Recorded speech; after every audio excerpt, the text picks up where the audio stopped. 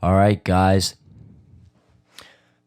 It's with a heavy heart that I return to the microphone today. Listen, if you were to ask me how quickly I would have presumed my first public apology would arrive from my own personal content, the very last thing I would have expected would be an answer that would say within 24 hours.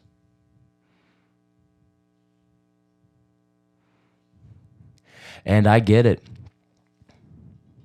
You've been saying, hey, it's about time. Why so late? I've been waiting. And I know you have. I'm sorry. I hope that you could find it in your heart to accept my apology. The last 24 hours of my life can only be described with certain words such as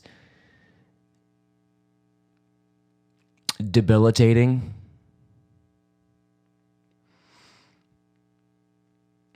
crippling, another word for falling off of a rock climbing wall, a good word for voluntarily jumping out of a 10-story building when they just installed a brand new elevator. Guys, my head's been in a whirlwind. I don't know where I am right now. I've been lost in more ways than one. These sorts of moments in my life can only be summarized by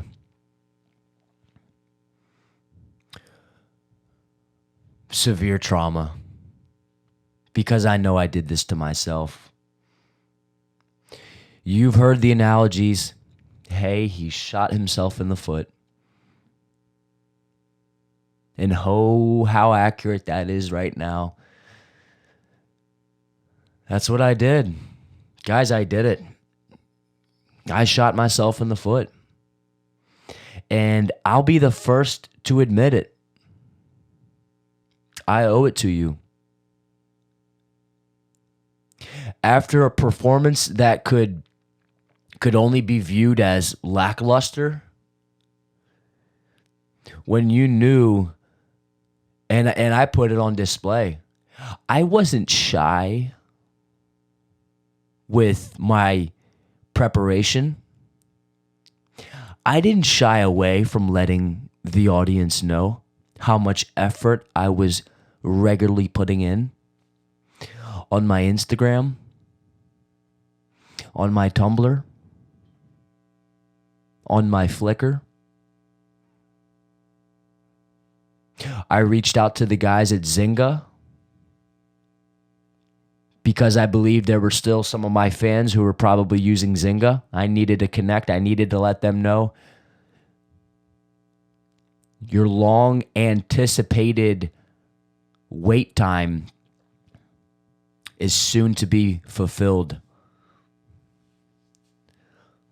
On the historic date of January 15th, which was a Saturday, primetime television and many other entertainment activities.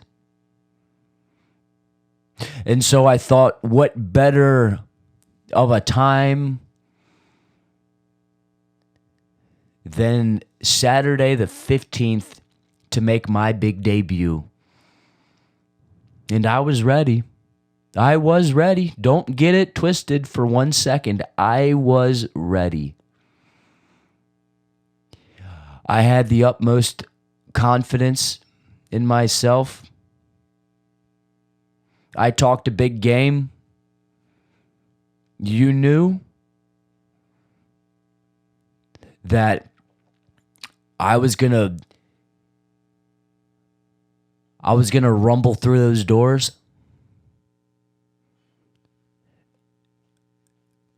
with a part of my body probably lit on fire, in a metaphoric statement, of course, because I don't believe in body harming.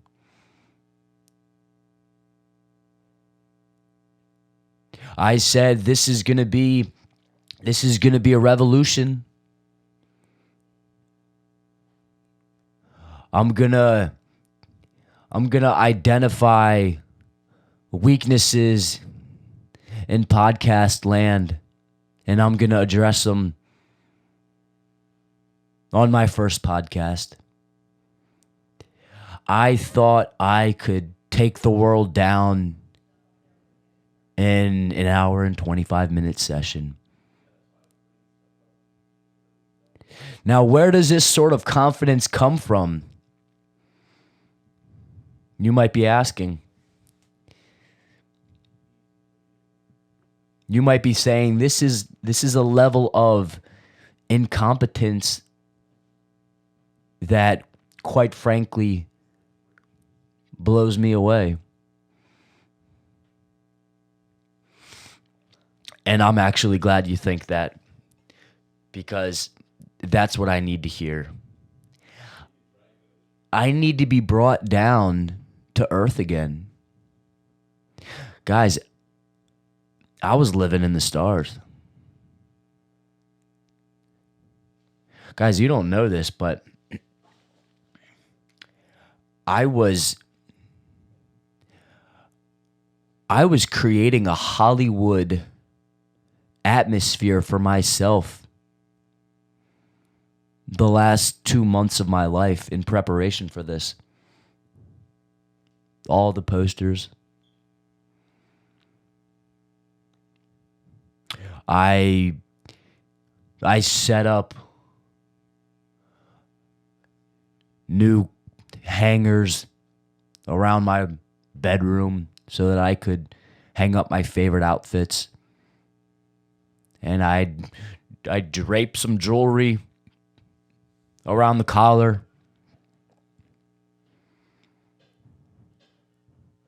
Because I'm a visual person, guys. And I need to see it. And when I see it, something changes within me. And this is the truth.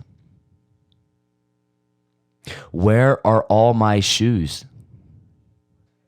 My shoes are not in my closet.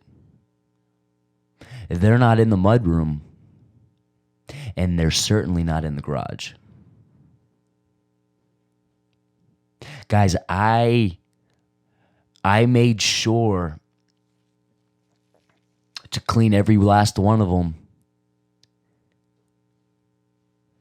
And I set them around my room.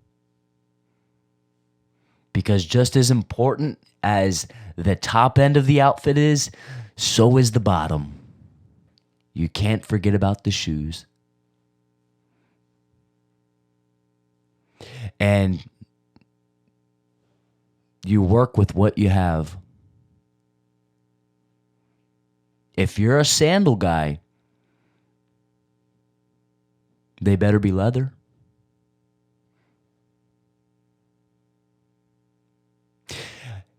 Now, here's what I'm saying. I had an expectation that I would fulfill the demand. I saw my phone was ringing off the hook. And they were asking, is it coming soon? Is it coming soon? There's been little snippets here and there. We've seen little test tasters, little appetizers. they've been there. These little samplers. And I said, oh, you just wait. Oh, the audacity that I had to think that I could roll in here on day one like I was Tom Brady and I would just deliver. Guys, it's a fair statement to say that I have been battling severely in these last 24 hours.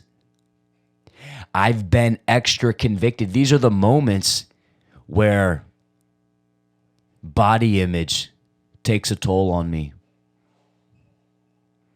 Why don't I have a six-pack? Oh, yeah, it's probably because I'm only putting in 50% with my podcast.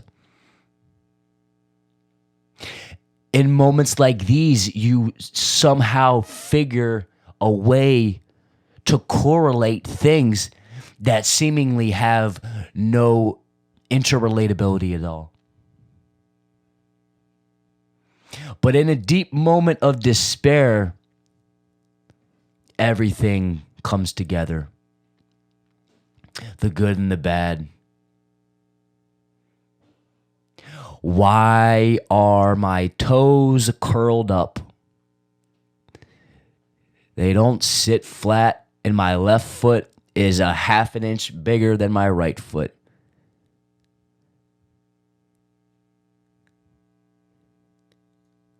If I could just put a good podcast together, I bet you I wouldn't even realize my feet were different sizes.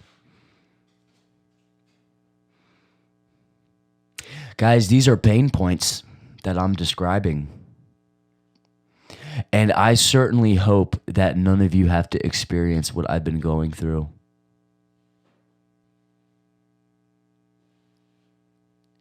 And you're probably saying, well, PJ, what about all this positivity? What about all this encouragement? What about building people up? Isn't that what you stand for? Please understand. Guys, I stand for that and then some. I'm your biggest advocate. I'm your biggest supporter, if that's a word you're more familiar with. Guys, if I didn't look out my window and see snow right now, I'd be in a much deeper state of turmoil. But that white snow does more for me than provide some excitement, knowing that when I get in my car and turn my windshield wipers on, it's going to be a fun time.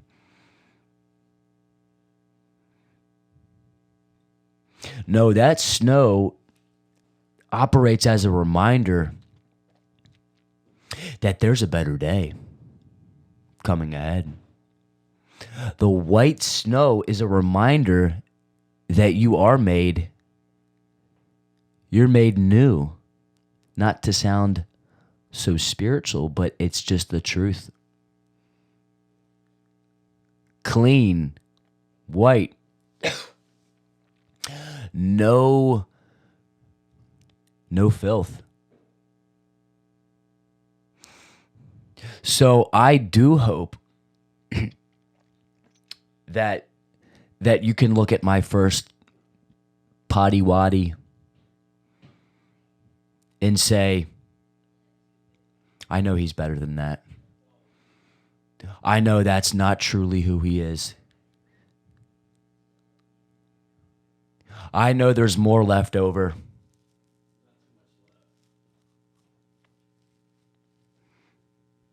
And if you can find that sort of, if you can agree with that sort of sentiment, I would be so glad on this end of the microphone, because in moments like these, I just need a friend. I just need someone who would wrap their arm around me and say, hey, don't worry. That's not who you are. Don't worry. Don't worry, because there's way more that you're going to be bringing forth to the table. See, guys, in life, we need to remember that this isn't just about our failures. But I just have to be honest, because when I have such a monumental failure as I did, I can't help but just feel guilty about all that I've ever done.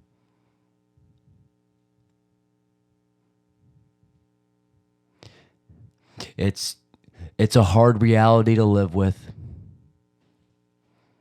And who can free me from it?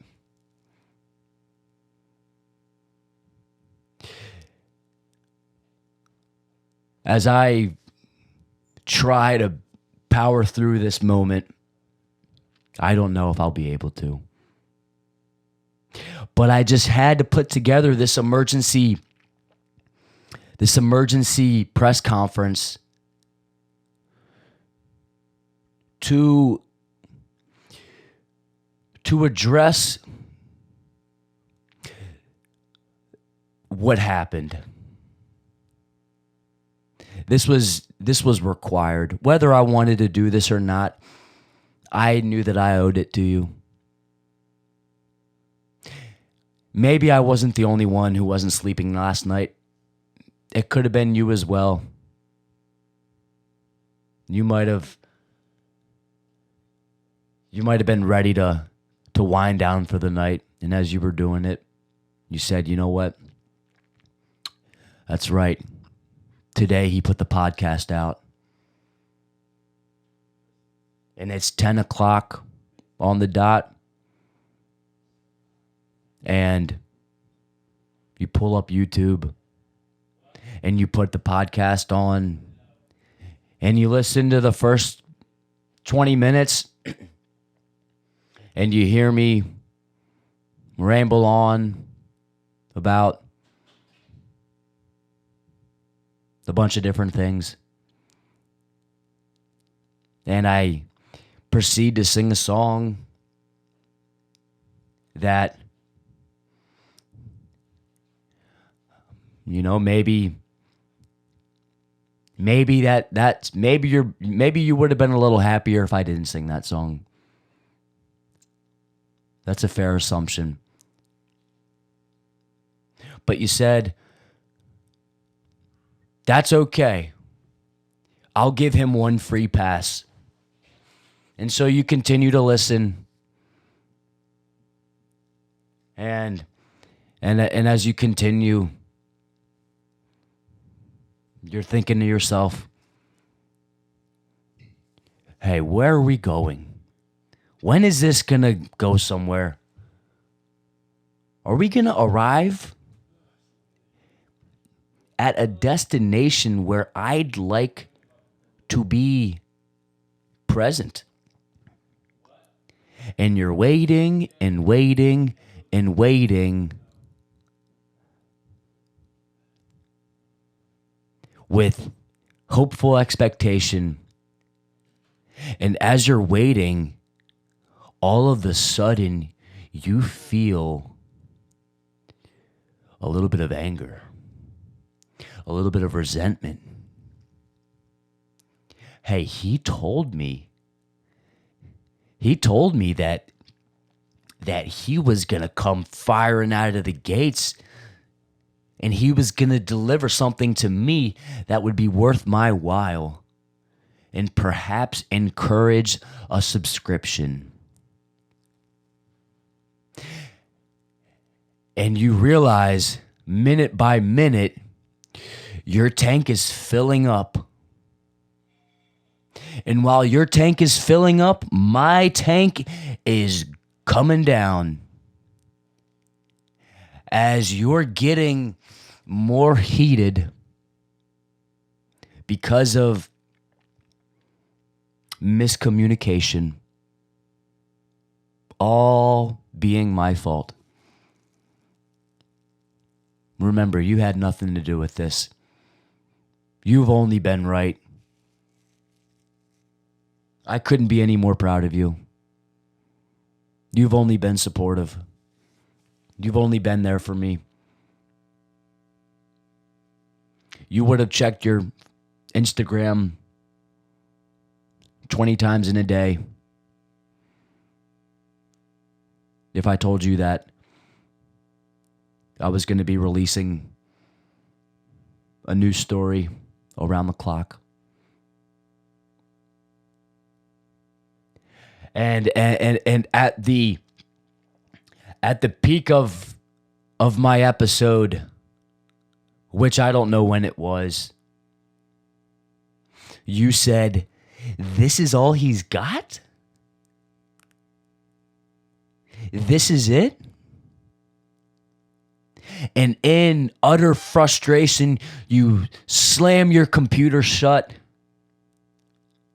and you say, "It's 11:25 and I'm not even tired. And tomorrow, I'd like to get something done, and I'm already despising tomorrow."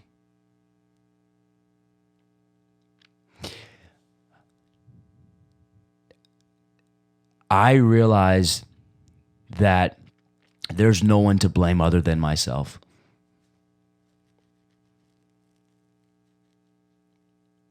Guys, my tank was empty.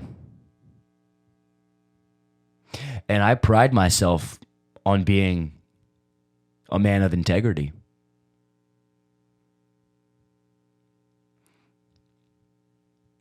When I opened my garage door and I go out into my 2005 Suburban to warm it up, and I realize that I'm 2 notches above the bottom line or the red light.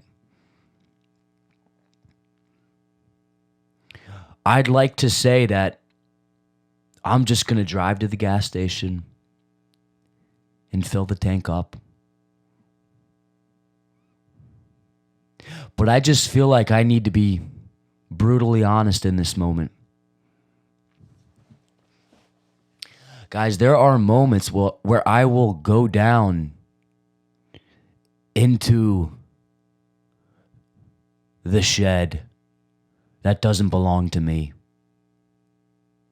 And when I go down there and I enter the combination of the master lock, and I browse through the shed looking for one item and one item only: a red 5-gallon gas container. My eyes perk up with excitement, and I say, there she is. And as I walk closer to the gas container, I grab it by the handle and I give it a quick shake to see what I'm working with. And to my surprise, she's 90% full, with plenty of excitement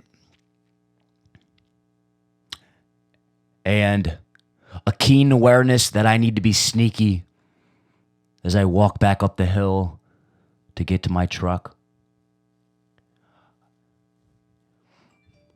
I slide around the backside. I look to my left and to my right, and I move over to the tank. I prop it open. I release the gas cap.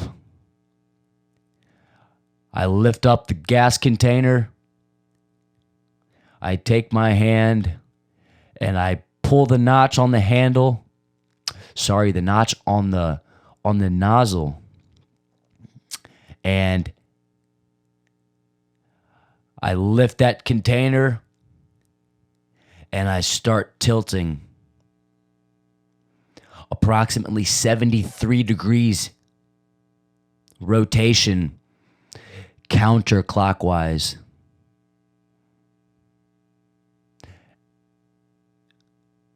And I let it drain, baby. Now, this is a moment of character. Who are you when you're using someone else's gas? Who are you when you're using someone else's resources? Is this something that you wanted to do? Is this something that you had planned to do? Are you proud of yourself right now, PJ?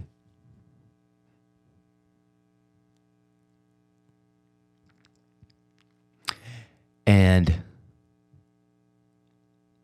you know what? No, I'm not. I didn't wake up this morning with a desire to use the gas supply for the tractor in the shed to get a few more trips out of my Suburban for the next 3 days. But sometimes once you've started, you just realize it's too hard to stop. And isn't that the truth? Don't we all have the ability to connect with that? Why does it tend to be so hard to stop when you know this should have never started in the beginning?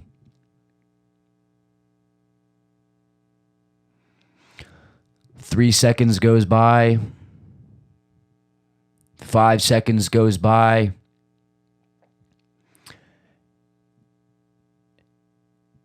And embarrassingly, I look over and I see my neighbor, Elliot Brown, in the driveway, and I holler at him and I say, "This is not my gas container. Are you proud of me?"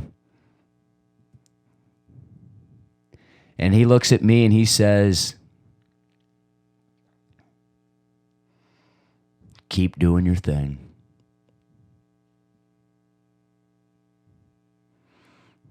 Elliot, you've supported me many times before.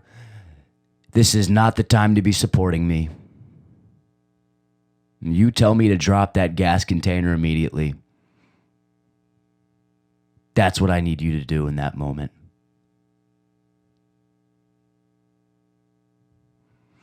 And just as I've been a snake with the gas, and I continued, I went against popular opinion, and I continued what many would refer to as a catastrophe. On January 15th, I marked myself as someone who could care less about his audience. Someone who was going to do what he thought was in everyone's best interest. In these moments, I often think to myself, perhaps I'll start a poll.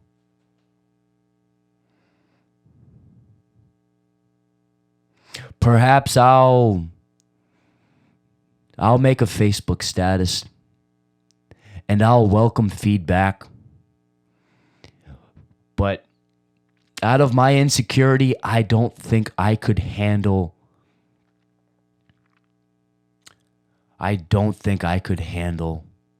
the rejection.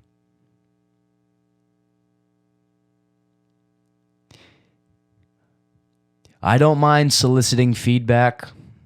I'll do what's needed. I'll make sacrifices. I'll go to the grocery store. If you want to make a potato soup and you forgot the cream, the can of cream, whatever it might be called these days. In other words, a key ingredient to a rather tasteful recipe, I will go and I will get that item. So yes, I am confused. Yes, I don't recognize who I am right now. I'm a little lost. I'm having trouble standing on my own 2 feet because I feel that these feet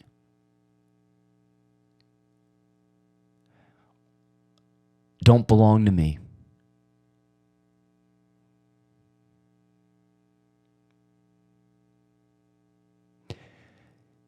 These are difficult moments. Difficult moments. Why do I have toes that don't sit flat on the ground? They curl up. I'm just going to tell you like it is. They curl up. My left foot is a size 11 and my right foot is a 10.5. I feel like an abomination. I know that my dad's got 2 size 11s. My brother, both of my brothers, healthy feet, the right size. And here I am, the black sheep with 2 different sized feet. And I feel as though this is a representation of my struggle to want to deliver a quality product and only turning in a size 10.5.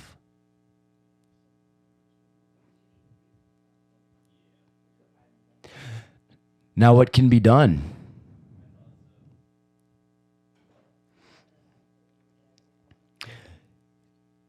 I don't know that much can be done. I think the damage has been done. I think many have walked away by now. I think they've said, we've had enough. We've had enough of your games. We thought we knew what we could expect.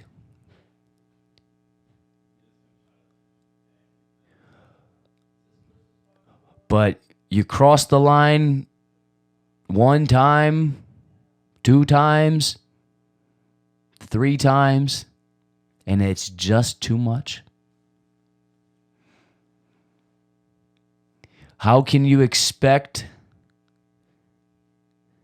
to hold on to something good when you're constantly willing to go where you shouldn't?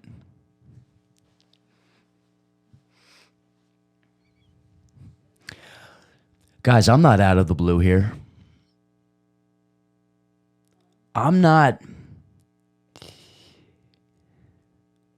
oblivious.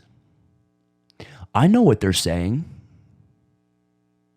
They're saying he's throwing in the towel. They're saying, I don't think he can do it. I just don't think he can do it. He just doesn't have it in him.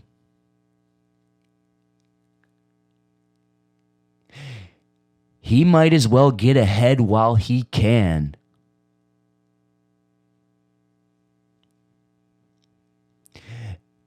And to you, I say, here, look at my hand. My hand, it's fully extended. And I'm saying, would you just trust me?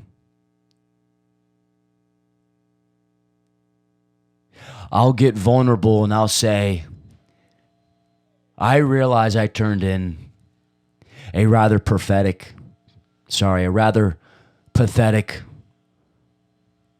performance. I'll be the first to be honest and say, you didn't get what you signed up for. And I should probably disable the comments section in preparation for the onslaught.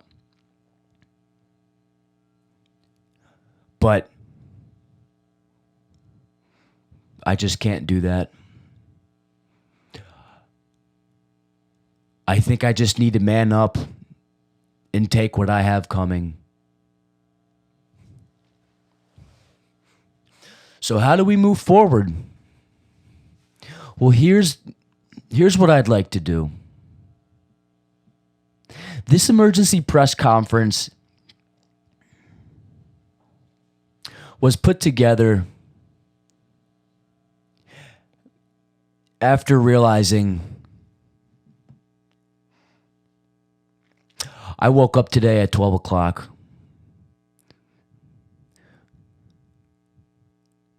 without any regrets. Without any regrets for the time that it was. But don't for a second get it twisted and think that I didn't have any regrets, because boy, oh boy, I had all the regret in the world. Potty waddy number one. The reason why I could sleep until 12 is because, yes, I have COVID. But number two, I wanted to turn my face away from what happened. I wanted to act like yesterday it didn't occur. That yesterday was a fairy tale. That maybe it was just a fictitious story that I put together in my head. But the reality of the story was that, no, it very much happened. And we captured the whole thing and we put it online. And I remember in my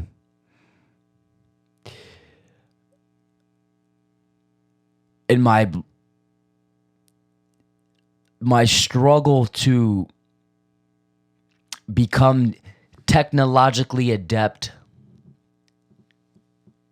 that maybe this is a blessing. Maybe it's a good thing that it was taking me over 7 hours to figure out how to upload an audio clip. Mind you, no video. We're not doing video yet. I don't have a camera. And I don't know if I've earned the right to be on camera yet. I certainly hope I do. I have lofty expectations that one day I'll be good behind the camera, but I just don't know. Especially when the timestamp continues to roll and we're past 2 minutes. Will I cave in and revert to my old ways? Or will I stand tall with integrity, honor, care, gentleness, and a desire to put together a quality product for a quality people?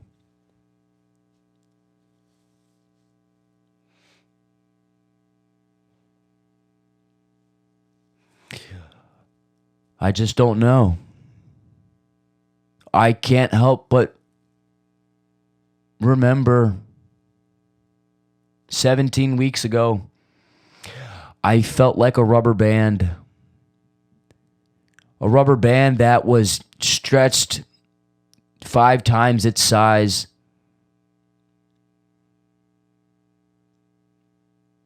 What a great visual that is, isn't it? a rubber band stretched to its limits, a representation of much more than just a rubber band, but an analogy for life. That rubber band represents so much. And for me, what it represented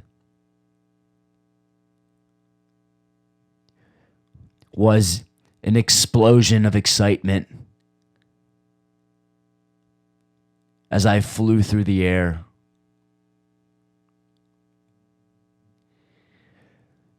But the sad thing is that the rubber band, in its stretched out state, is probably the best part of the story. Because as we know, when you release the rubber band,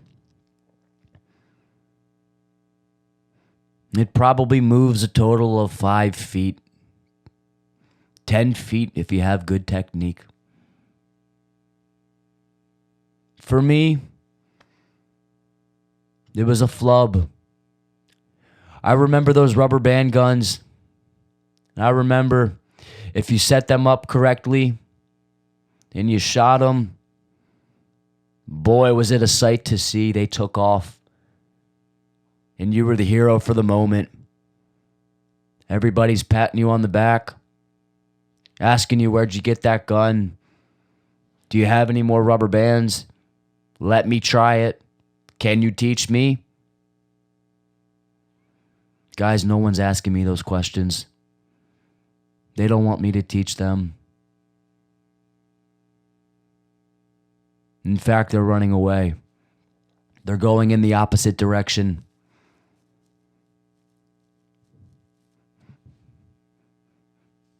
You have one moment. As Eminem said,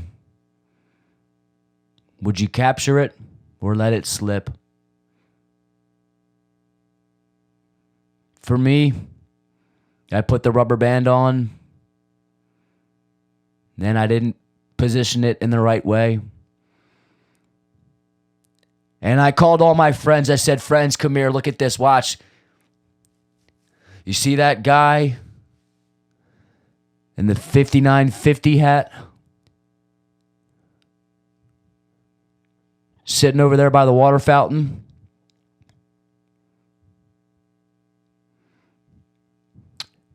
We're going to get him. And what do? They're on their toes. Is he going to do it? He said he's going to get him. Oh, what an achievement this would be. What a feat. Is he going to do it? This is going to require a level of accuracy and skill beyond what most could do. Here I am talking a big game. He shouldn't have been sitting by that water fountain. You stand by the water fountain and you drink water by the water fountain. If you're sitting, you better not hope I have a rubber band gun. And in this case, I did. I took that gun after I loaded it and I lifted it parallel with the ground, elbow locked out. Here I am, ready to make history at John T. Baker Middle School. You're not going to catch me breaking the record for consecutive number of leg extensions in the weight room or the 1 mile record. You're not going to see me on a bench press impressing my friends, maybe making them reconsider why I'm even trying.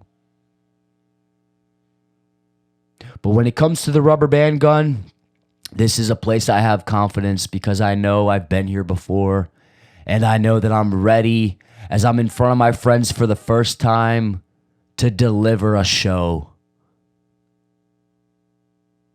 And the question is, are you a showman or are you not?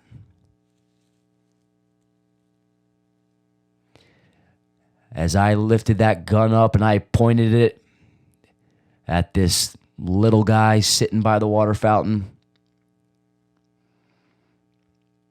I put my hand on the trigger and I pull. And I couldn't believe it.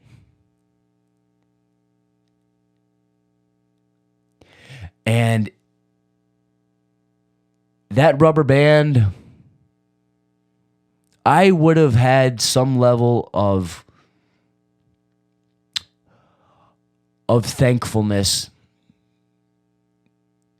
to some capacity if it had moved forward a little bit, even if it didn't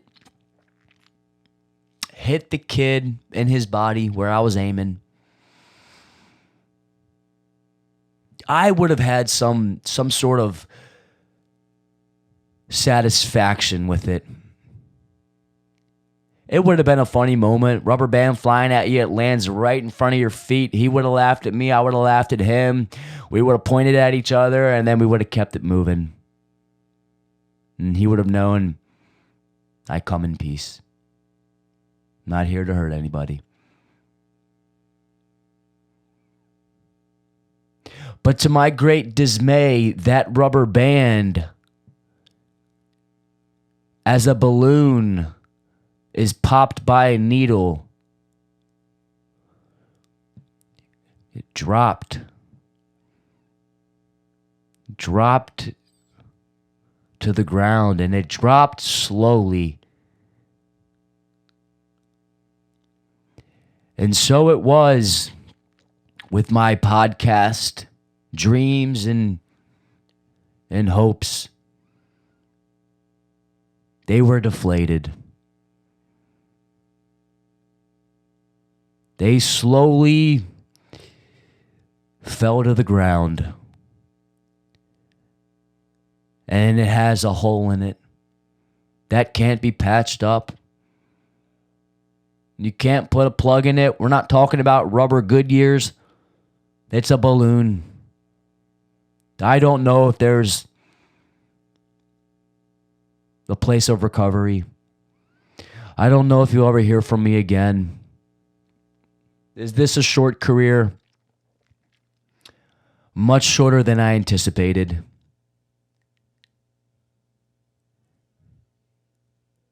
One podcast, and then a reaction video. And an unconventional reaction video at that. Most people are going to post a reaction video to something they see on YouTube, a friend's video that they personally put together themselves that they're very proud of. Maybe a video where there's no interpersonal connection. Could just be a hobby, perhaps.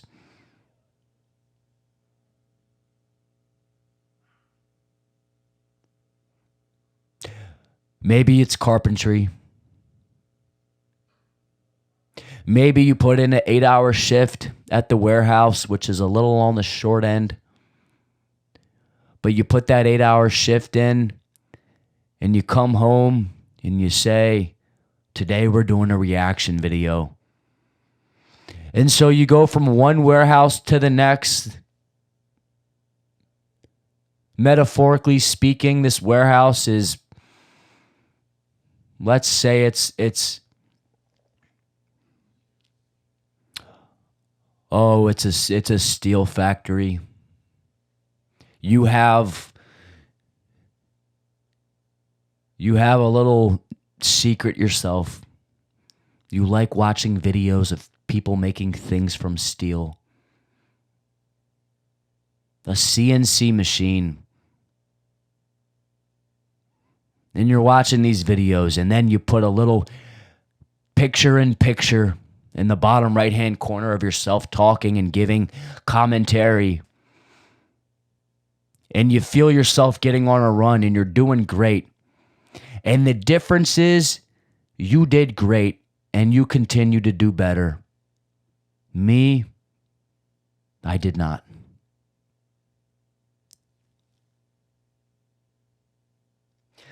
Not much can be said after a performance like that for myself.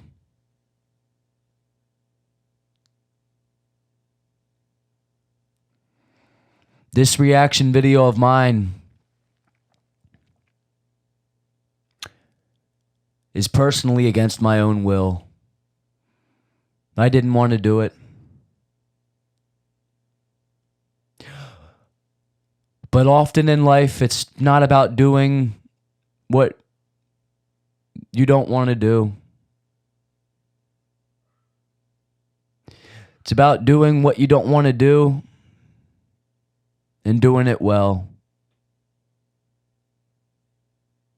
So I'm here doing what I don't want to do. I don't want to face this reality, but I'm doing it, and I'm trying to do it as best as I can because you guys deserve a little something in addition. You deserve as much as the world could give you. You deserve a playlist of podcasts that rival no comparison. This is something that only a true fan base like mine could have. So I feel heavy and I feel defeated knowing that I have the best fans in the world. But as a mediocre narrator, a mediocre podcaster, I just have to live with the consequences. And maybe you're saying, well, hey, don't give up. Why give up? Why throw in the towel now? I have an idea. Have you heard of Tony Robbins? Why don't you watch some Tony Robbins videos? Why don't you pull up YouTube and watch Kelly Clarkson interview Tony Robbins? That's not a bad idea. You can see how Tony Robbins inspires Kelly and Kelly's audience. Maybe you could learn a thing or two from that.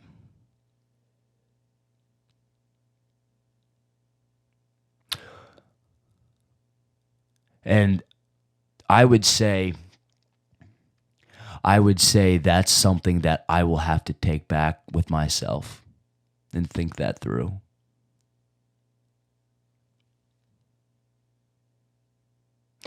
Hey, why?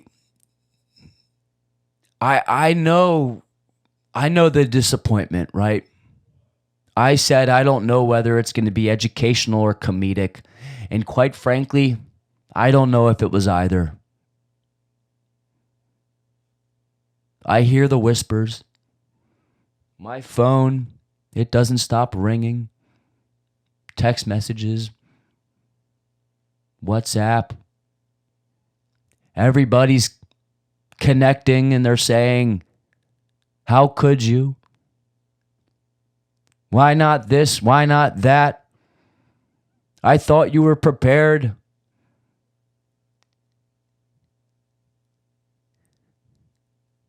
Just as they give awards to people in a profession before they even release the product. That's what happened to me. They were already crowning me before I even stepped foot into my studio.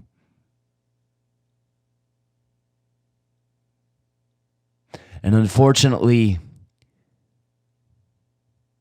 Someone came as I escaped for a brief second to grab a bite to eat, and all my preseason awards were stripped from me. Rightly so. I think I deserved it.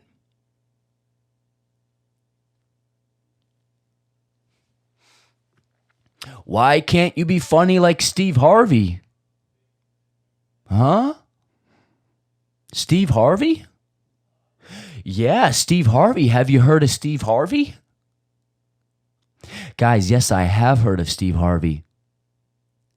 And I know you like Steve Harvey. I like Steve Harvey. Okay? Listen, Steve Harvey has done a phenomenal job. And I don't know if you've even said that. So I beat you to the punch. Steve Harvey's phenomenal. And I've gone on the record saying it right here and right now. Okay? Why don't you learn from Steve Harvey? You see how Steve Harvey can make people laugh in a group setting? Family Feud, season after season after season after season. Top-notch performance. Doesn't have a bad day. Every day he steps into the office, makes people laugh.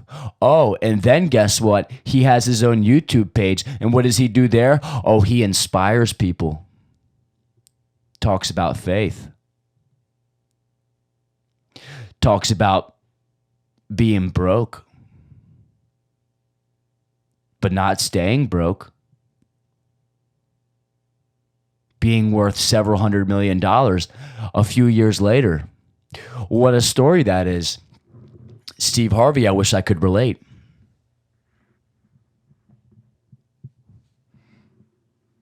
Guys, listen. I will take as much feedback as you want to give.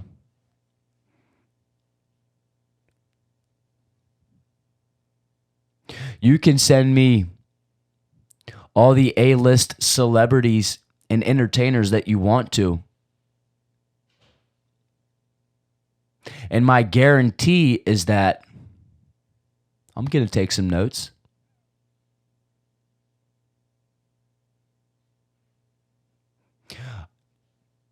I know what they're saying. I'll lock it in the bank. But even more than that, an ancient application complimentary of Apple is going to be reactivated on my phone. So not only will I probably write this down with a writing utensil, but I'm going to go the extra mile with a spirit of caution, because I know that I drink a lot of liquids. I wouldn't be surprised if my papers get a little damaged, a little tainted. So I'm going to open up that app on my phone, and I'm going to get active. I'm going to write down a thing or two. I'll save it in there. And I'll learn. I'll get better from this. Don't think this is the last that you're going to see of me. That could be the most foolish thing that we could ever do here. And I know we're not about that. Listen, I know you're gracious to me. I know that if I were to ask for a second chance from you, you would gladly say, I give it. And for that reason, I rejoice. Even in the midst of heartbreak, sometimes you have to find a place where you can rejoice. It's not going to be easy. I'm not doing carpool sing-alongs. Although I wish I was. I wish I had people to sing with in my car. as I'm going to the store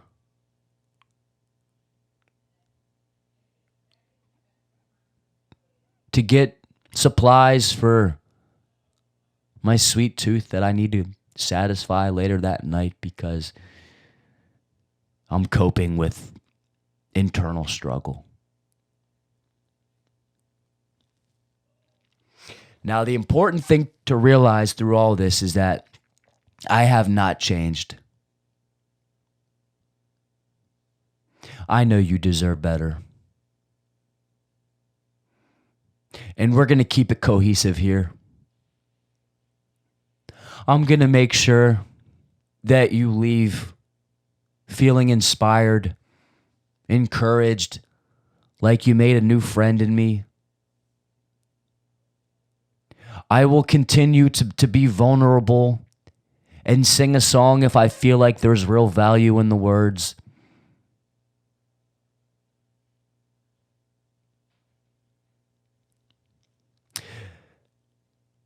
And for now, what we need to do is we need to move forward. That's all we can do. So in my effort to do so, we're going to recap a little bit. Okay, what happened in podcast number 1? What did we do? Okay, did we do some good things? Are we proud of our effort? To a degree, yes. But I think overwhelmingly, I myself greatly disappointed. And I'm not for 1 second blaming Allie or Ken's. I think they did phenomenal. It was me who fell short. The first 20 minutes in my introduction, I planned to keep it short, and somehow the train came off the track. We fell off the rails. I couldn't contain myself.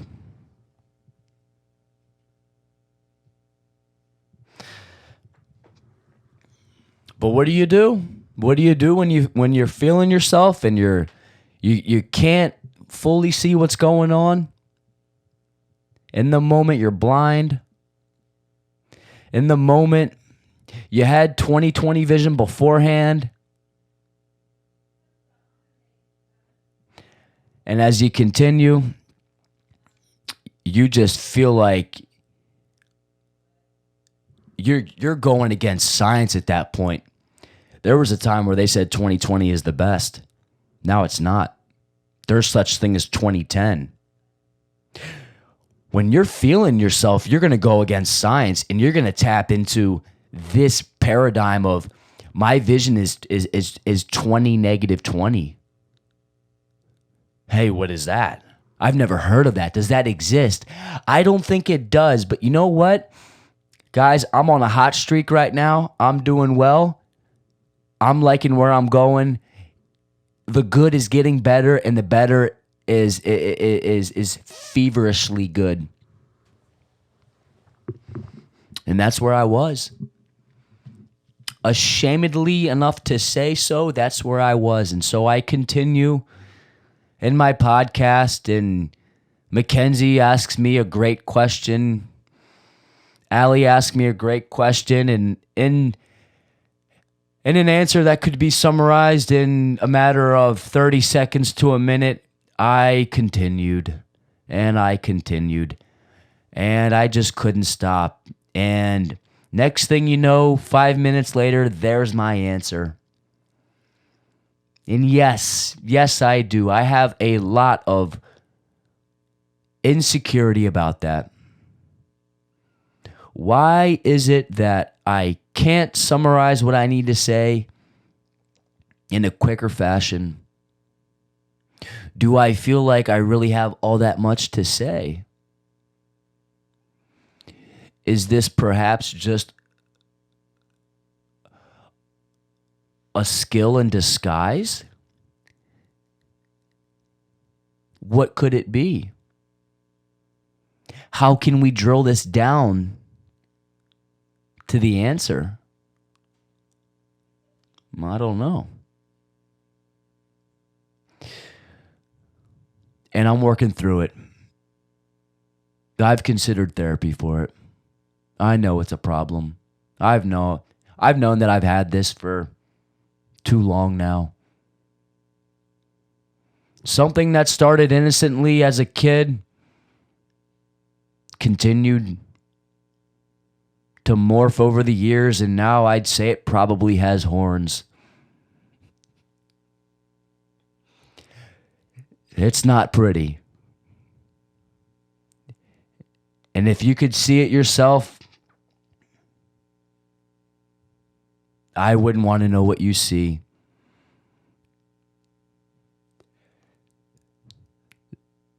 The rest of the outfit is something that I can't deal with at the moment.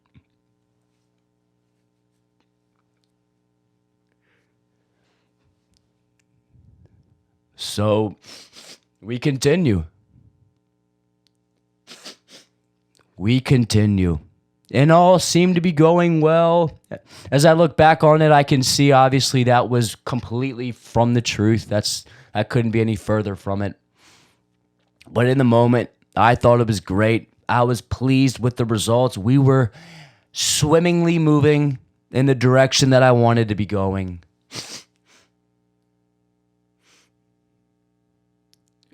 I could have taken an intermission, and someone from the crowd could have approached me and said, "Hey, how are you feeling about this first podcast? What do you think?" I would have given him nothing but positive remarks.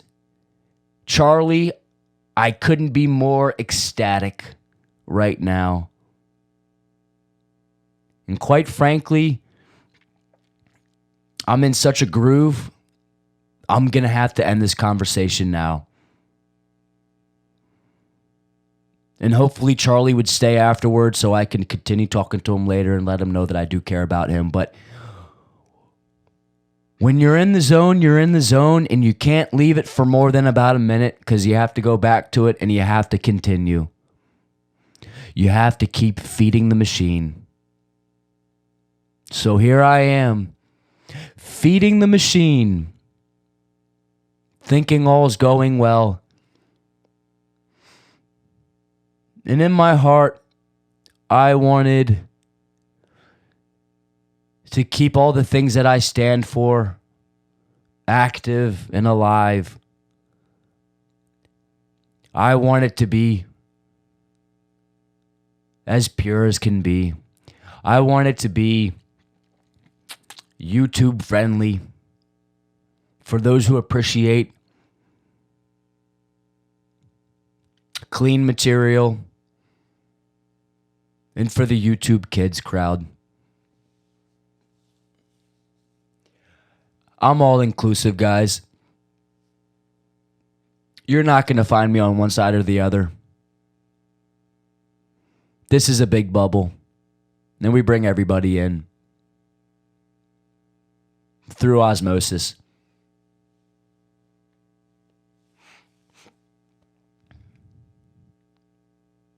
Now, I liked where we went. I'll be the first to say I love talking about faith. Makes me feel great. The Bible is a beautiful story all throughout. You can pick little nuggets from here and there, and you can feel better about yourself as you close that book. And it's something that we'll continue to read as we get older because we see the eternal value in it. And we see the story of a man who loved us so much that he gave his life. How beautiful. You can't beat that. And we've made many movies about it. We've written many fictitious books about it. That sort of story where the hero dies for the villain is a consistent thing in our culture. Now, here's where things started to change a little bit. And I'd be very, it would be immature of me to roll over this without addressing it. So here we go. It's a game you guys are all familiar with. We all grew up together. We all had sleepovers. We went to parties. Guys and girls, girls and guys. Standing in the corner. Walking over to the refreshment table. Trying to stare without getting caught. Adolescence is what I'm talking about. Now, my first encounter with this game was when I was an adolescent. Would you rather? And I feel the hairs standing up on my skin now as I say it. A small whisper from my mouth. Would you rather? Gets me every time. Would you rather? You want to talk about spicing up an environment? You want to talk about taking something to the next level? You want to talk about altering the progression of your night? Look no further. Would you rather? Now, I thought we had started this off very well. Would you rather? I was asked by Allie, and I placed no fault on her. She was just looking for a fun time. I as well. We met in the middle. Would you rather be on a beach? Okay. I can deal with that. That's a good place to start. I'm listening. Right? I'm there. Would you rather? And so I listen. And I sit back in my chair, just wondering where she's going to go with this. Would I rather, you ask? Okay. And she proceeds to say, would you rather be on an island and there's 50 people? People? Great. This sounds not so bad. I love people. But as is any would you rather scenario, there's always a plot twist. It's not just going to end with would you rather be with 50 people or 100 people. That's not much of a would you rather, is it? That doesn't get the party going. That's not too exciting. But would you rather be with 50 people who don't speak the same language? Now we're getting somewhere. They don't speak the same language. As I internalize this, I think, well, that's not still so bad. I can work through this. I could pick up a second language. In fact, this is always something that I felt like I've needed to do in order to get to where I want to be in my life. But the question continues, would you rather be with 50 people who don't speak the same language as you? These 50 people that don't speak the same language as me, we can't forget this. They all hate me. Okay, and I don't get along with any of them. Now I'm starting to think, well, Allie, do you know me? I like to pride myself as being someone who can get along with anyone. And as a matter of fact, I would even go as far as to say, if I can't get along with somebody and it's my fault, and I know it's my fault, I can see that I'm off, I'd rather live under a bridge on a nice set of padded blankets in the springtime. We're not going to do this in the wintertime because that's just a little too extreme for this example. Friendships are very important, but friendship involves another dynamic when you're talking about the sizzling months of the wintertime. I would rather be under a bridge for 2 days on 6 padded blankets than to create division between myself and someone else, no matter who it is. It's just the person I am. I like people too much. So as Allie is going through this scenario, in the back of my head, I'm thinking, this can't be. She just doesn't know me. I can appreciate her attempt. I think it's a noble attempt.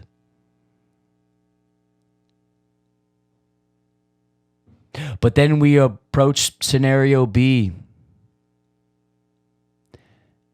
And guys, I just need to apologize. You guys know me. You guys know this is something that I wouldn't want to delve into. I wouldn't want to make anyone feel uncomfortable. I don't like brushing up against that line of socially appropriate and not appropriate, because I find that I tend to cross that line every time, and people are hurt in the process.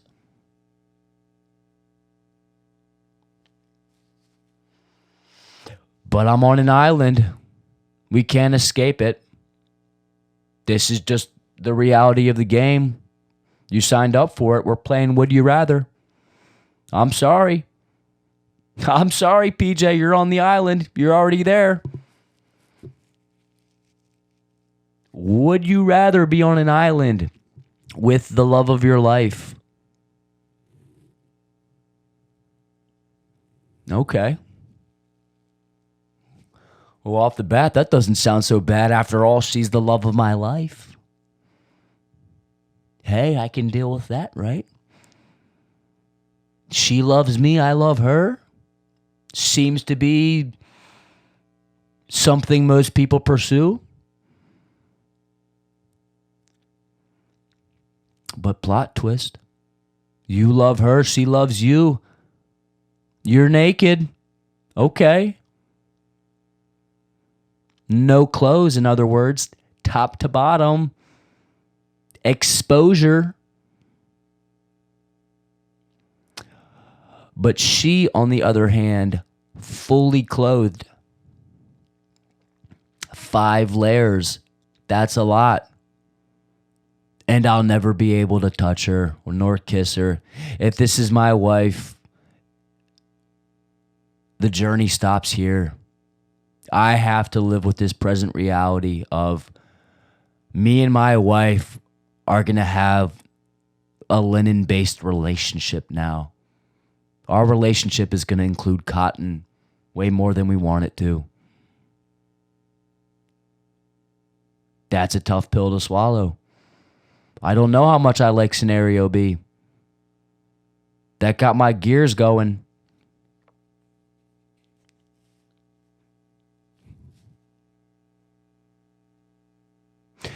Now, at this point, I didn't have any immediate regrets.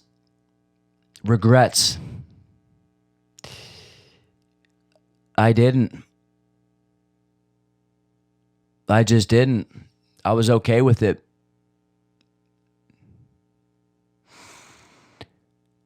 And then scenario C came. And guys, I just don't know how many times I feel like I have to say it, but listen, I'm all for pushing people to their limits. I'm all for getting people better. In fact, that's the only reason why I'm doing this podcast. You don't quite know it yet, but I'm here to be getting you better. I'm a coach on the weekends, but a lot of times that weekend coaching mentality carries over to the week. And so here I am. I want you to get better. But there's only so much of a price that I'm willing to pay. And oftentimes, I'm halted in my steps when the parental advisor comes through and says, hey, you need to stop it.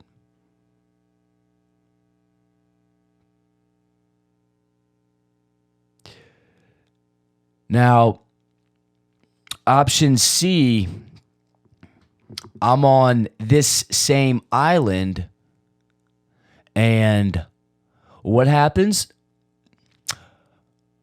We're starving. Now, back up for a second. That's interesting because we're on an island. Now, how many islands have you been on where there hasn't been a sliver of food? I can't think of any. Now, we may not be talking about a nice pork chop. I never said you might be getting that on the island, and neither did Allie, and I was compliant. I realized that. There could be an island 100 feet from the coast of Russia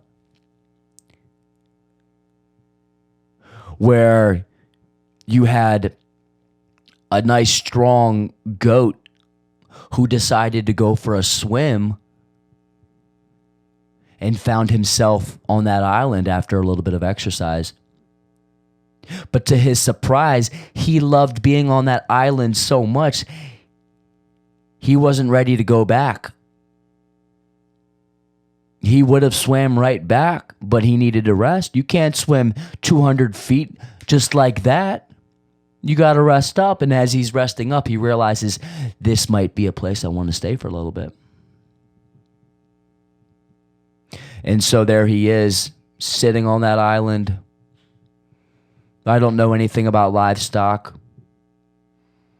I would assume goats are probably prone to resting in the prone position.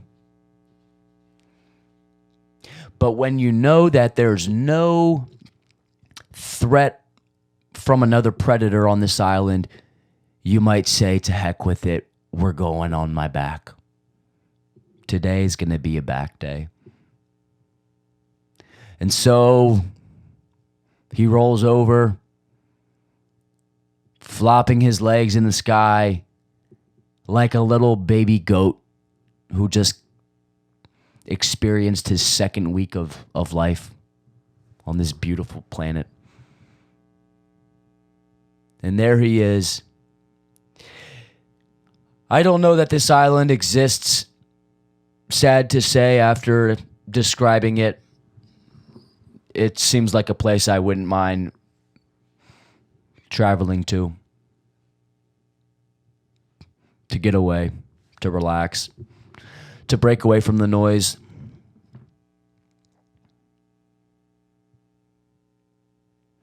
But at the bare minimum, I would say there's probably fruit on every island. Some sort of fruit. But Allie seems to think that there's not going to be any fruit on this island that I'm at. Okay.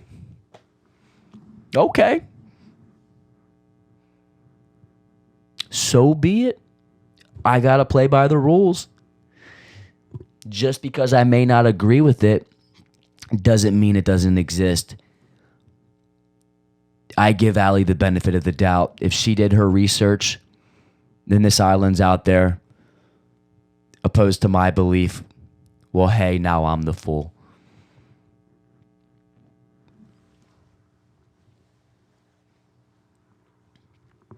So I'm on this island, and there's no food, and I'm starving. But hey, there's good news. Don't forget the good news. The good news is that you, again, hey, you're with the love of your life on this island.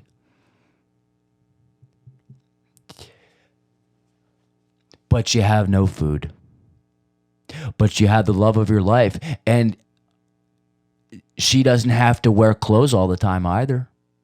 I would assume this was part of the deal. She didn't mention it. So I'm going to go ahead and say she's probably able to be intimate with me if I need it and if she needs it. If we're both traumatized that we're on the island and we don't feel romantic, then that's fine too. So here we are.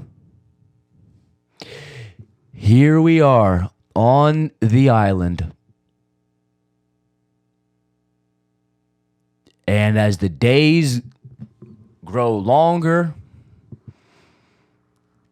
and the weather starts to change, we realize it's been 3 weeks, 4 weeks, 5 weeks. Certain folks have gone even longer than that without food.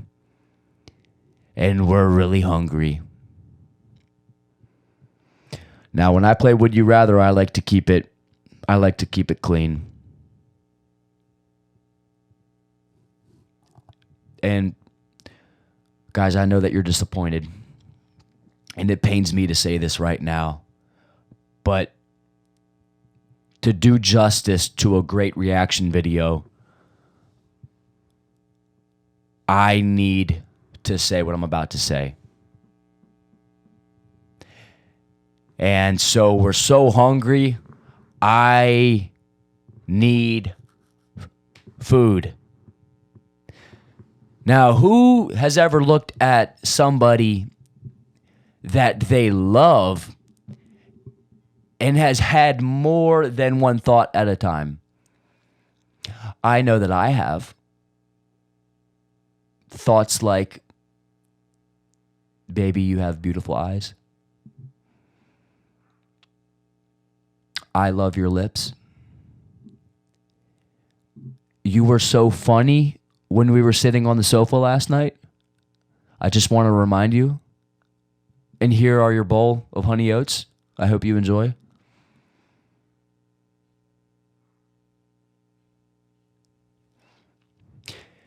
Babe, I just want you to know that if you never wear another romper in your lifetime,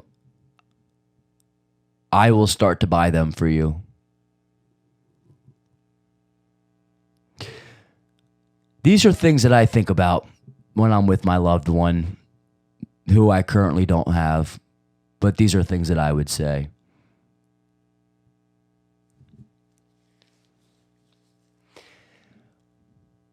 But perhaps other people think differently. Perhaps there's people who would say something like, I love you. It's been 4 weeks since we've eaten anything. Why don't we start to eat each other?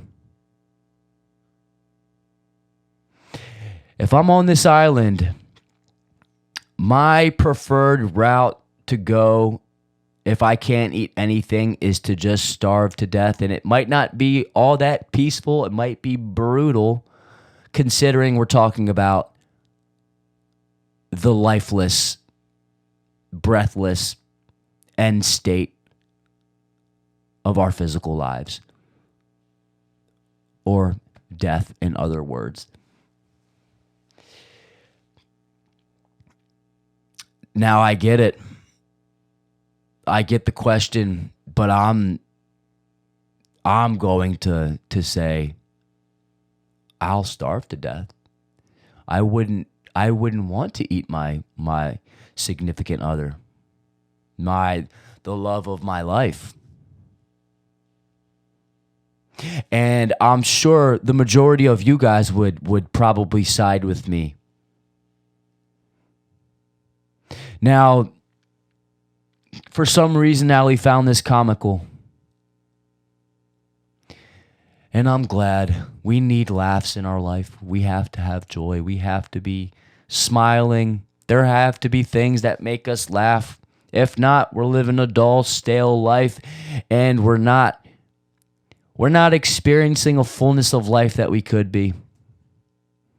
What a tragedy.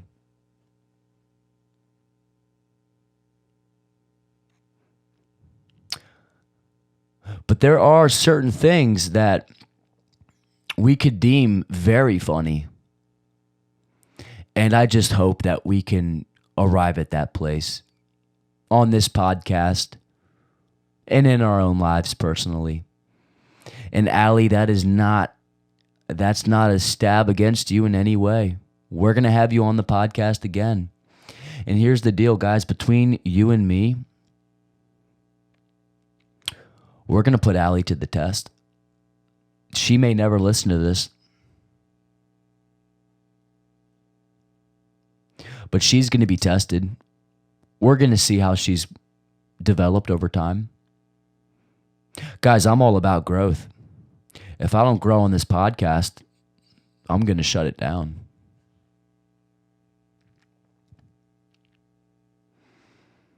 And just as I'm introspectively viewing my own personal growth and calibrating it in the process, I'm going to be doing that with my guests. And Allie's the first one. We're going to see how she's doing. We're going to see if there's any evolution with her approach to Would You Rather.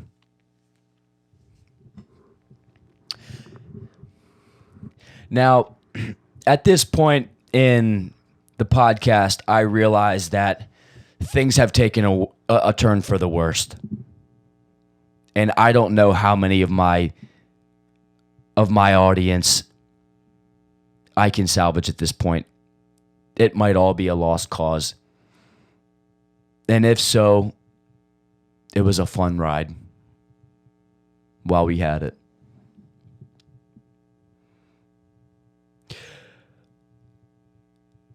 And let me be clear.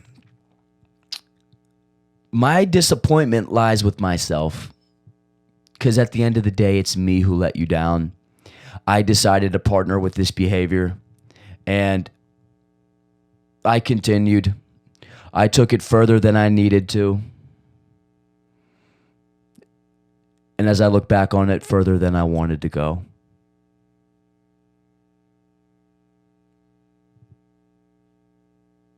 But so it is in life.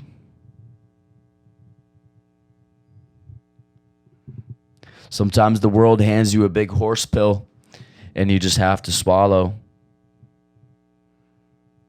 But don't forget that you have a digestive system too. And it's going to come out at some point. I hope that encourages you.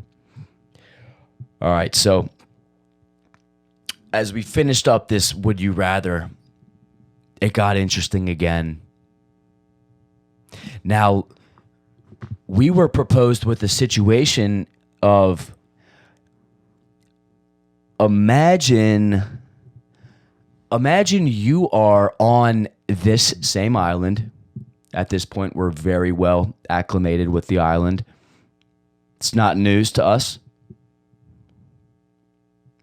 We're familiar.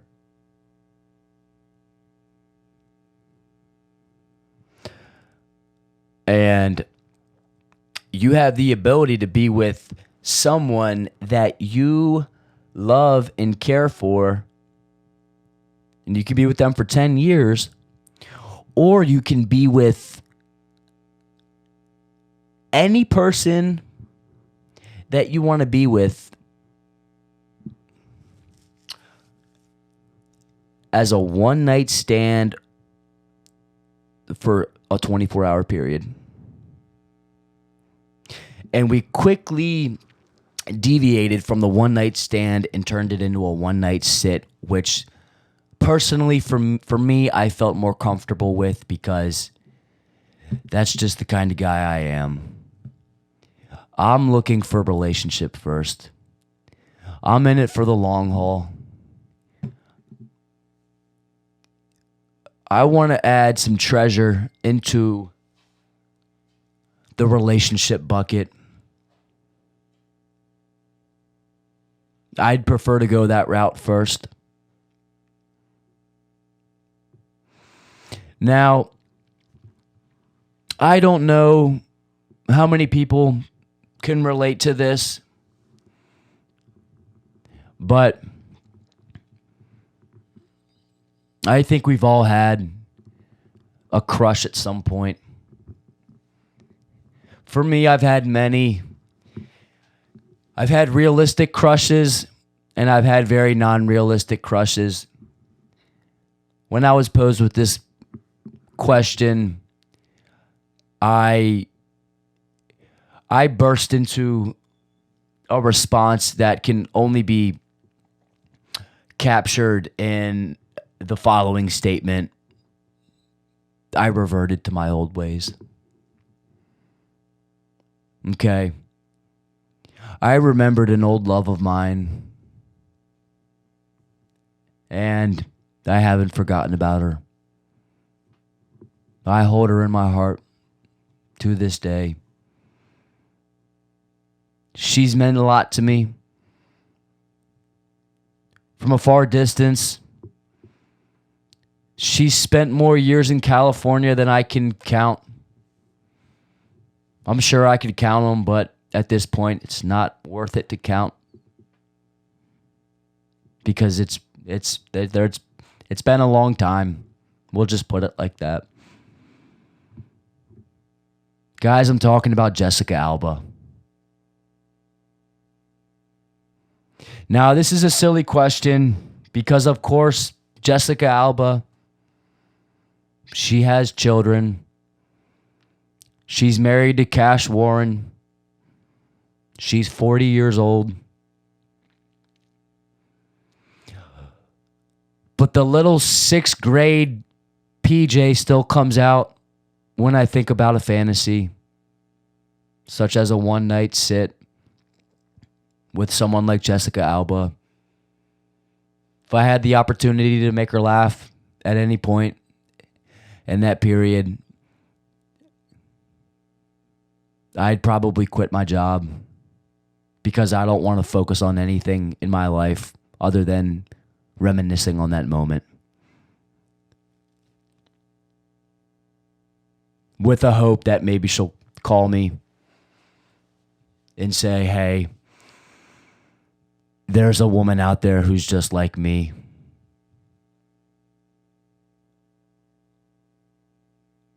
And she's 40 years old. I'm not against it. In fact, if Jessica said, hey, she's 32, that'd be a lot better, because then I could have more than a kid or two.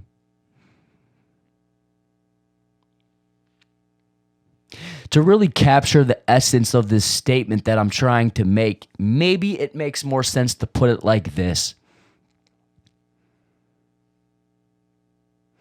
You're in 6th grade, and a very special movie just came out. You didn't have a celebrity crush beforehand. There was no one who really caught your eye.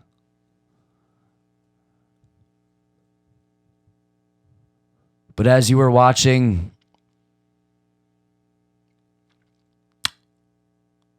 we'll go with ABC.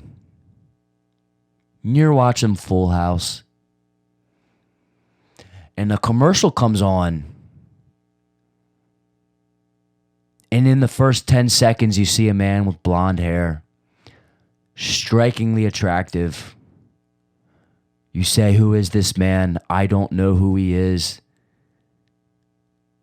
And at the very end of the commercial, you see that in the credits, his name's Ryan Gosling, and he's starring in The Notebook. And you go to school the next day, and you're frantically transitioning from second period to third period, and you only have 5 minutes to do so, and you realize as you're walking to your class, oh no, I can't go to class. Why would I go to class right now? I don't have my mechanical pencil, and I don't take notes without my mechanical pencil. Only problem is your locker is on the complete opposite side of the facility. So, in the only logical response at that time, you take off in a full jog. You're not sprinting, you're jogging until you pass by the cool kids, and then you start sprinting. But it really doesn't matter, because everybody knows if you're in the hallway and you're doing anything more than walking, everybody notices it, and they see it, and they start asking questions. Did you see? Oh, yes, they saw. And they want to know why. So you get to your locker, you enter your combination, you open it up, you grab your pencil pouch, unzip it.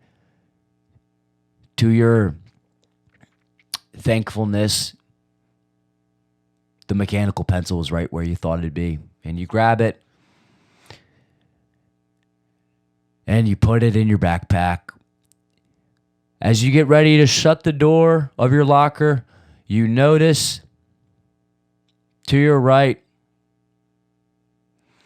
a 7th grade, athletically built,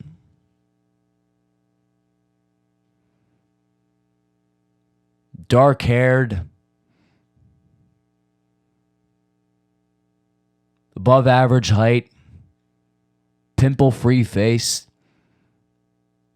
student who goes by the name of Brian. And thank God it's B-R-I and not B-R-Y. And he says, "Hey, I saw you running in the hallway. Do you need help with anything?" And you say, "Oh, I'm such a klutz. I just get a little frenzied when I don't have my mechanical pencil."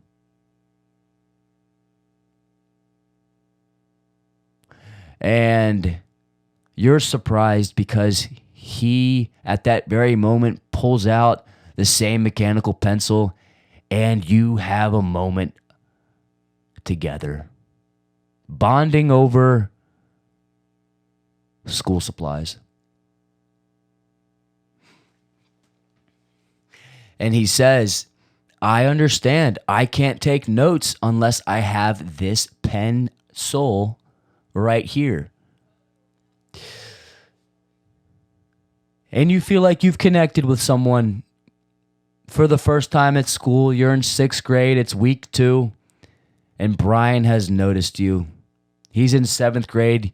You think to yourself, how could I have been so lucky?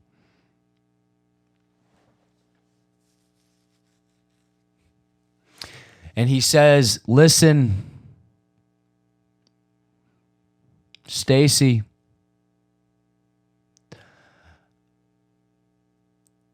I know you don't know this, and I don't expect you to, but I had a birthday this past weekend, and I opened up all my presents. I got an Xbox,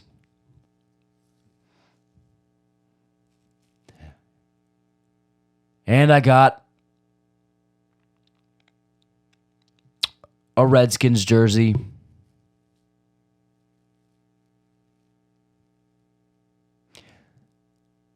And my mother said, as I was bursting with excitement, Thank you, thank you, thank you. She said, wait a minute. That's not everything. And she says, I know this may not seem like much, but we just thought in case you met someone nice within your first couple of weeks of school, we want you to have this. And you proceed to open up the present, and would you believe it? It's 2 tickets exclusively for the Germantown Regal movie theater, and you realize this is perfect. And so Brian says to you, I had my birthday and I got everything that I asked for and then some. There was one present that I wasn't thinking of and I got it and I'm excited for it, and I'd like to ask you out to the movies. I have 2 tickets to the Regal. And he pulls them out, he shows them to you, and he says, there's a lot of good movies out. And it was as if you were already 2 steps ahead, because you said, oh, I know there are. I know it. And in the back of your mind, all you're thinking about is The Notebook. And from that moment forward, things proceed with you and Brian, and you realize that Brian is only a fraction of who Ryan Gosling is. And so what you do is you kick Brian to the curb, you thank him for the movie because now you've fallen deeper in love with Ryan Gosling. And your 3-ring notebook, your 3-ring binder at school, you take out all the pictures of your youth cheerleading team, your summer camp pictures,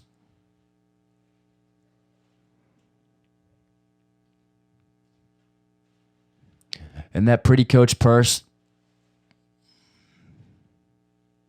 that you want to buy as a reminder for your good grades that you're going to get. And you pull all that out, you say, I'm done with that. This means nothing to me anymore. And what you do is you print 7 pictures of Ryan Gosling and you slide those into your binder right there on that front flap. And you realize I have a crush. And unfortunately, it's not Brian. It's Ryan. Guys, that was me with Jessica Alba. Now, I realize that this is a story I love to tell, but I just felt like it was too much for me to share that with you in podcast number 1. And I'm sorry for that. I shouldn't have gotten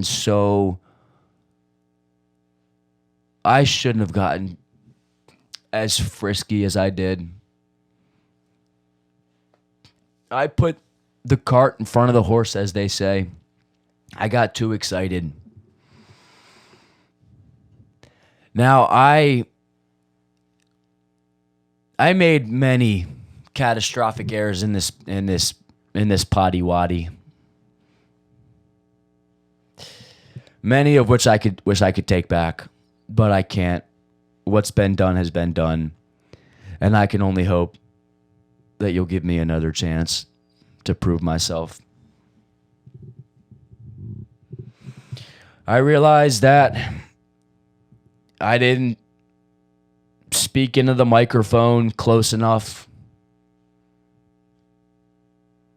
that I was barely heard, Allie and Ken's did a great job. They were coming through crystal clear, and I sounded like I was on that beach away from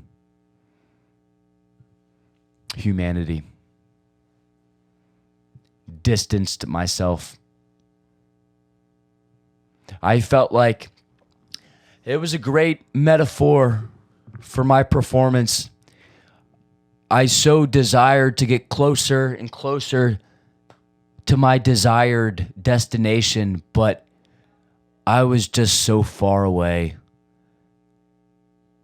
And no amount of human effort could change that for me. I just couldn't get closer.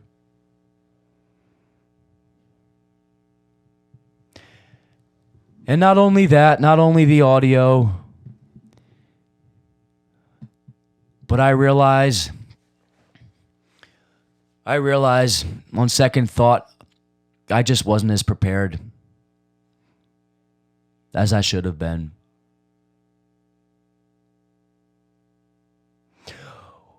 Why didn't I buy a mic stand to hold the microphone?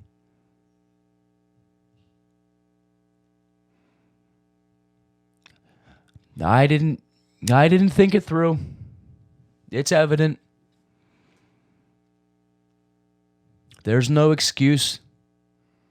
I lived 10 minutes away from music and arts.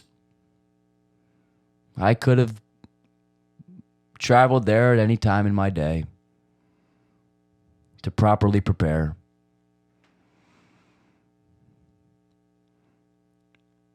But I was just boiling over with confidence, thinking, I already have it all. I have enough equipment. But the truth of it was I didn't have any equipment, really. I didn't.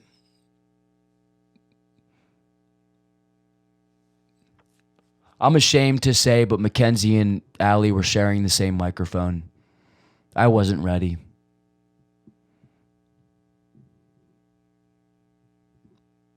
Now, as we wrap this up, this has been difficult. There's only one way to put it. It's been difficult. I've tried to be as objective as I can about this. And so what I'm going to do is I'm going to wish you the best. And you know that I don't like to end on a bad note. I don't like to leave you feeling in the dumps or feeling like you got nothing out of this. I don't like leaving my listeners confused or curious about the future. I will be back. There will be another.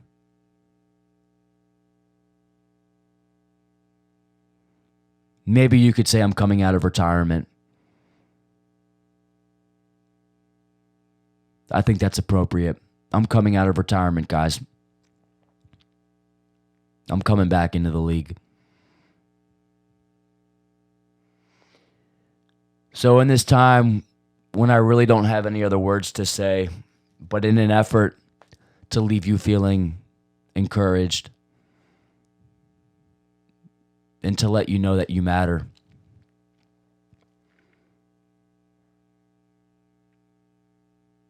I just want to say this.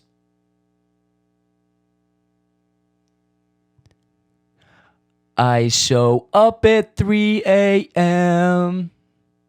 and she's still up watching Vacation, and I see her pretty face. It takes me away to a better place, and I know that everything's gonna be fine.